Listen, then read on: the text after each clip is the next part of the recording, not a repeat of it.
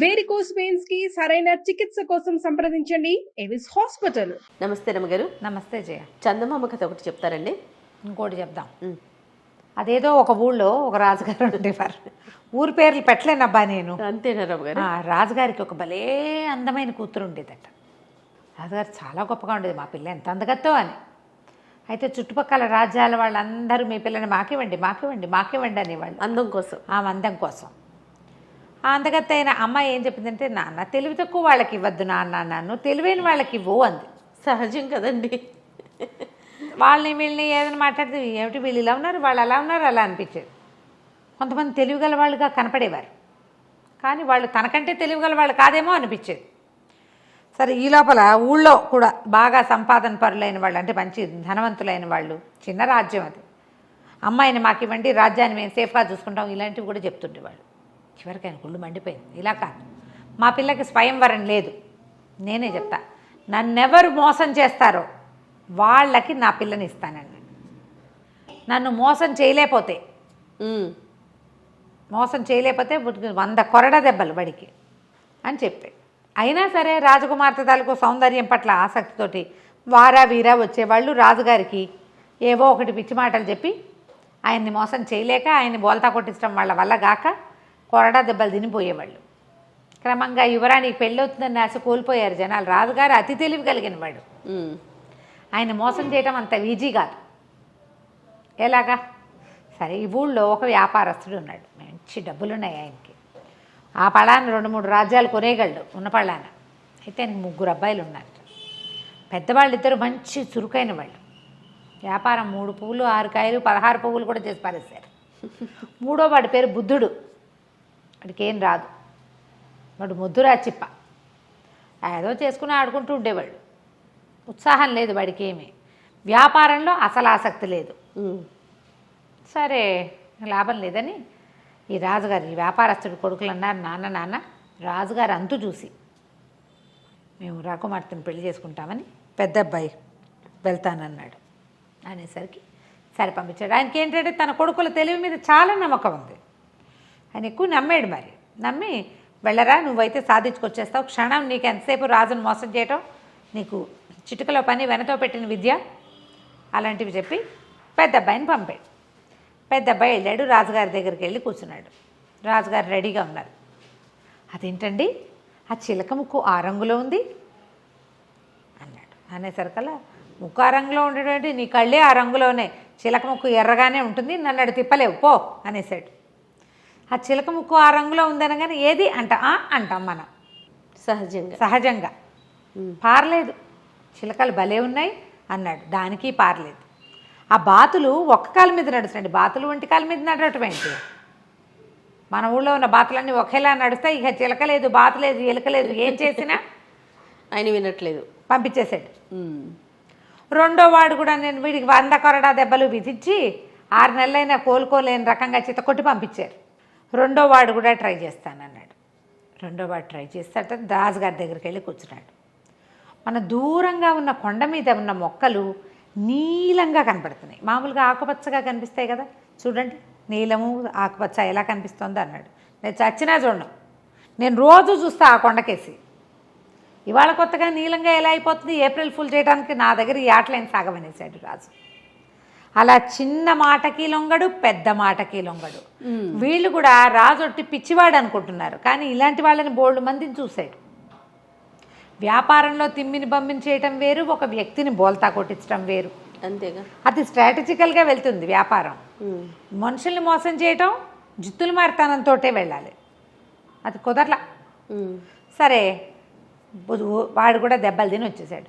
3వ వాడిని నేను కూడా పోయేస్తా నాన్న అనగానే వాళ్ళ నాన్న అన్నాడు, ఒరే మహామహులు వీళ్ళిద్దరూ, ఉద్దండ పండితులు, వాళ్ళే హ్యాండిల్ చేయలేకపోయారు, బుద్ధుడివి నీ వల్ల ఏమవుతుంది అని ఒట్టి తింగరవే తవ్వి, తింగరాడివి నువ్వు, నీ వల్ల అసలు కాదు, నీకేమీ రాదు, నువ్వు వ్యాపారమే పట్టుబడలేదు, నీకెందుకురా వృధాగా దెబ్బలు తింటావంటే, సరే ఆ దెబ్బలు ఏమిటో వాళ్ళిద్దరూ తిన్నారు, నేను తినపోతేట నేను కూడా తింటా అన్నాడు.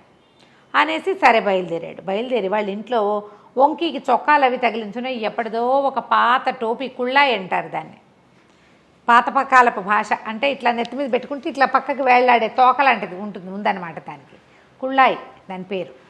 పాతది డిప్పలా ఉండి ఇట్లా కోసుగా ఉంటుంది, కోన్లా ఉంటుంది. దాని మించి ఒక కుచ్చు బయలాడుతూ ఉంటుంది. పాత కుళ్ళాయిని దుమ్ము దులిపి నెత్తి మీద పెట్టుకున్నాడు. అదెందుకు రా అన్నాడు వాళ్ళ నాన్న. ఏదో ఒక ఉపాయంలే అని చెప్పి కుళ్ళాయి నెత్తి మీద పెట్టుకుని వెళ్ళాడు. వెళ్తుంటే రాజాస్థానానికి వెళ్తుంటేనే ఒక కుండలమ్మి కనపడింది. అమ్మి ఎక్కడికి కుండలు తీసుకెళ్తున్నావు అన్నాడు. అమ్మటానికే నాయనా, ఇంకేముంది అంటే ఎంత మొత్తం అన్నాడు. అన్ని కుండలు కలిపి రూపాయి అని. 5 రూపాయలు ఇస్తా, నేను చెప్పిన పని చేస్తావా అన్నాడు. చేస్తానాయన, 5 రూపాయలు ఇస్తే ఎందుకు చేయను అని చెప్పి 5 రూపాయలు చేతిలో పెట్టి చేస్తాను. సరే నువ్వు నా వెనకాలరా అని చెప్పి ఇక్కడుండు నీ కేకేసేదాకా రాజుగారి దగ్గరికి వెళ్ళాడు. రాజుగారి దగ్గరికి వెళ్ళేసరికల్లా కూర్చున్నారు. ఏరా అబ్బి, మీ అన్నయ్యలు ఇద్దరు అయ్యారు, నువ్వు దెబ్బలు తినడానికి వచ్చావంటే, కాదండి నా దగ్గర ఒక నెత్తిమించి కుళ్ళాయి తీశాడు. ఇది చూసారా, మహిమగల కుళ్ళాయి. ఇది ఎవరి దగ్గర ఉంటే వాళ్ళకి ఎదుటి వాళ్ళు మాట వింటారు. ఈ కుళాయిని మీకు చూపించడానికి తెచ్చా. కుళాయా, ఇదేంటి మురిగ్గా ఉంది మాస్టర్, దీని నిండా దుమ్ము, పాతది ఎప్పటిదో 10 ఏళ్ళ నాటిది, దీనికేం మహిమ ఉంటుంది అన్నాడు. ప్రూవ్ చేయగలనండి నేను అన్నాడు. ఏది ప్రూవ్ చేయి చూద్దామన్నాడు. సరే అదిగో దూరంగా చూడండి, ఆ కుండలమ్మే మనిషి కనిపిస్తోంది. నేను ఇక్కడి నుంచి ఓ కేకేసి కుండలన్నీ పగలగొట్టిచ్చేస్తా అనేసరికి రాజు అన్నాడు. ఏంటి నిజమా అన్నాడు. ఇదిగో చూడండి కుళ్ళాయి నెత్తి మీద పెట్టుకుంటున్నా, నేను నెత్తి మీద పెట్టుకున్నాక కుండల మనిషి నా మాట వింటుందన్నాడు. నెత్తి మీద పెట్టుకుని చప్పట్లు కొట్టి, ఓ కుండల మనిషి ఇటు కనపడు అన్నాడు. ఆ కుండలమ్మ ఆవిడ ఇటు తిరిగింది. మొత్తం కుండలని పగలగొట్టాయి అన్నాడు. అనగానే ఒక్కోకుండా టపి 7 కుండలు పగలగొట్టేసి చక్కగా డబ్బులు తీసుకుంది కదా. రాజుగారు నిర్కాంతపోయాడు. పోరిని ఇంత సింపుల్గా మాట వినిపించచ్చా? మన దగ్గర మాట వినని ఘటాలు చాలా ఉన్నాయి. ఆ టోపీ తీసుకుంటే సరిపోతుంది, ఆ టోపీ నాకు ఇచ్చే అన్నాడు. అబ్బాయి నేను ఊరికే ఎందుకు ఇస్తానండి, డబ్బులకి ఇస్తానన్నాడు. ఆయన 10 అన్నాడు, 20 అన్నాడు, 30 అన్నాడు, 40 అన్నాడు, చివరికి 100 వరహాలకి ఆ కుళ్ళాయి అమ్మేసి, మురికి పట్టిన కుళ్ళాయి అమ్మేశాడు. అమ్మేసి ఆ డబ్బులు బొడ్లో దొప్పుకొని బయటికి వెళ్ళి నుంచున్నాడు.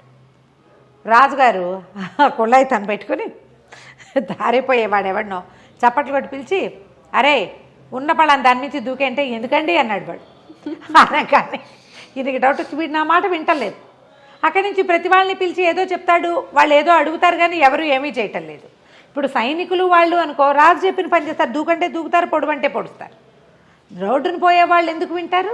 అంతే. అక్కడి నుంచి ఆ కుళ్ళాయి తనకు పని చేయట్లేదని గమనించి ఓ సైనికుడు నెత్తి మీద పెట్టి, వరే నువ్వు ఏదైనా చెప్పు అంటే వాడు ఏదో చెప్పాడు. ఏ పని ఎవరూ చేయటల్లా. ఆయనకు అర్థమైంది, వచ్చి దిక్మాల కుళ్ళాయి, ఇదేం మాట వినేది కాదు. ఈయన పరిగెత్తుకుంటూ బయటకు వెళ్ళి ఓ సైనికుడిని కేకేశాడు. ఒరే ఇందాక ఒక కుండలు పగలు కొట్టింది కదా, ఆ మనిషిని కేకేసుకురారా అని. ఆ మనిషిని పిలుచుకొచ్చారు. ఏమమ్మా ఆ కుర్రాడు చెప్పగానే కుండలు పగలు కొట్టావు కదా అంటే, అవును బాబు 5 రూపాయలు ఇచ్చాడండి. అనగానే ఆశ్చర్యపోయాడు. ఇక్కడేమో రూపాయికి 5 ఇచ్చాడు, నా దగ్గర నుంచి 100 పట్టుకెళ్ళాడు.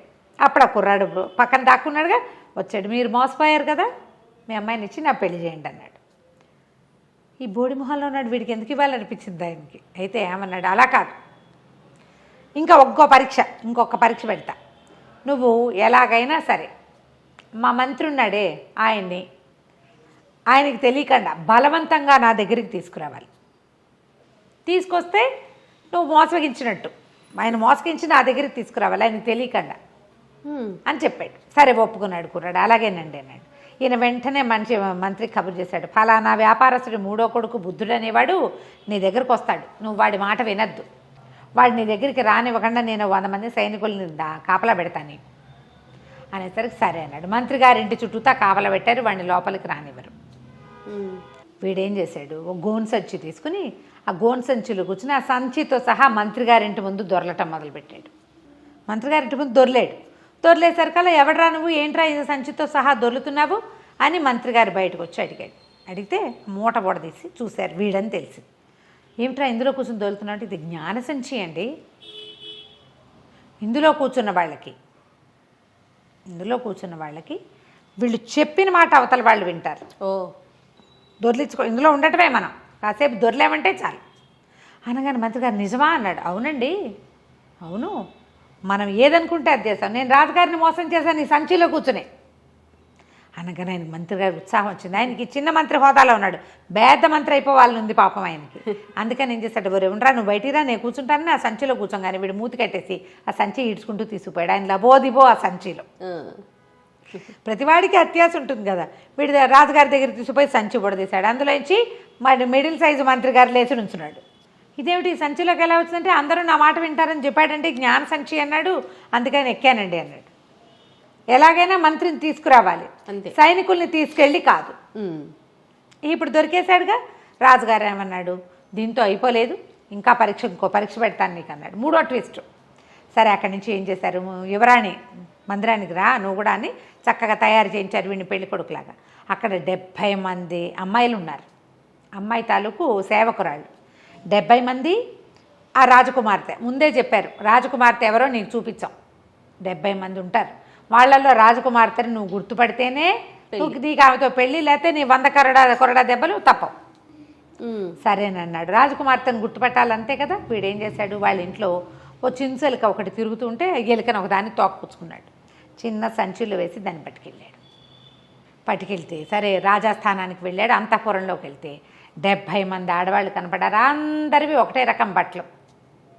రాజకుమార్తె, ఆవిడ సేవకురాళ్ళు అందరూ కలిసి వాకిట్లో నుంచునే వాళ్ళతో సహా అందరూ కలిసి ఒకటే రకం బట్టలు వేసుకున్నారు. ఈ గుంపులో రాజకుమార్తెను ఎక్కడ కనిపెట్టాలి? రాజు అన్నాడు, ఇదే నీ ఫైనల్ పరీక్ష.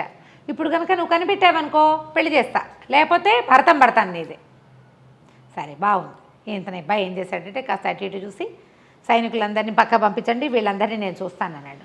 సైనికులంతా వెళ్ళి బయట నుంచున్నారు. ఓన్లీ ఆడంగులే నుంచున్నారు ఇక్కడ, ఆడవాళ్ళు మాత్రమే. వీడు ఏం చేశాడు, పక్కన చిన్న సంచి దోపుకొచ్చాడుగా, చిన్న చేతి సంచులు ఎలుక పిల్లని, దాన్ని తీసి వాళ్ళ మధ్యలోకి విసిరేశాడు. అది చూసేసరికల్లా ఎలుక అది పడేసరికల్లా కేవ్వమని ఒక అమ్మాయి స్పృహ తప్పి పడిపోయింది. మిగిలిన 69 మంది దానికి సేవలు చేయటం మొదలుపెట్టారు. వీడు పరిగెత్తుకుంటూ పోయి స్పృహ తప్పిపోయిన అమ్మాయి చేయించుకున్నాడు. ఈవిడే రాజకుమారి. బాగుంది. మిగిలిన వాళ్ళందరూ పనిచేసేవాళ్ళు. వాళ్ళకేం భయము, ఎలుకని చూస్తేను కుందేలను చూసి బొద్దింకని చూసి వాళ్ళు ఎందుకు భయపడతారు. అతి సుకుమారైన రాకుమారి మాత్రం ఊరికి ముందు మూర్చిపోయింది. అనేసరికి రాజుకి ఇంకేం చేయాలో తెలియలే, తప్పించుకోలేమనిపించేసింది. సరే ఇంక అప్పుడు ఏం చేస్తాడు, ఇంత తెలివిగలవాడని చెప్పి ఆ వ్యాపారస్తుడి కొడుకైన బుద్ధుడికి ఈ రాజకుమార్తెనిచ్చి పెళ్లి చేశాడు. అత్యంత తెలివితేటలు కలిగినటువంటి పెళ్లి కొడుకుగా ప్రకటించి వాడికిచ్చి పెళ్లి చేశాడు. కథ కంచికి మనం ఇంటికి. చాలా బాగుందండి. నమస్తే. నమస్తే.